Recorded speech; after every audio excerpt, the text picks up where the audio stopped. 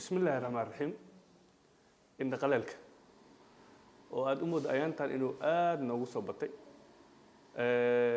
dadku marka in qaleelka dareemayaan waxay ku imaadaan ayagoo ka cabanaya indhaha aad u huraayo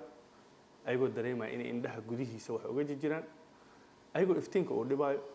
marmarka qaarna ayagoo ilmeynayaba saas darteed marka qofkii ilmeynaya haddana inaad u sharaxdo inuu nooc qaleelka ka mid ah qabi karo waa arrin u baahan marmarka qaar inaad qofka fahansiiso wax badan oo keenaya indha qaleelka tusaale ilintu waxay ka kooban tahay ilaa 3 lakab oo is saaran haddii lakab ka mid ah uu xitaa meesha ka baxo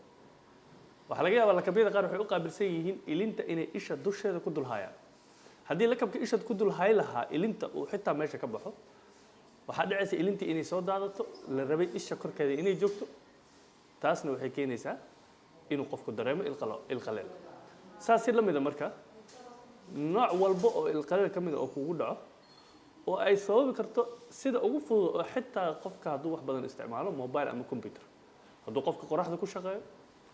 xitaa dawooyinka qaar oo la isticmaalo waxay sababaan nooc ka mid ah ilqaleelka haddaba ilqaleelku waa wax marmarka qaarna si fudud loo daweyn kara marmarka qaarna keeni kara halis badan indhahaaga haddaba haddaad isku dareento noocyadaas aan hadda ka hadla cabashooyinka ee indha gubashada ah indhaha qori kaaga taagan yihiin oo kala ah indhaha carra inay kaaga jirteedo kale aad u malaynayso marmarka qaar xanuun gudaha ah qofka dadka qaar ay dareemayaan in laga soo riixayo wax la mid ah waxaan aad kugu talinayaa dhakhtarka indhaha ay kugu dhow ina booqato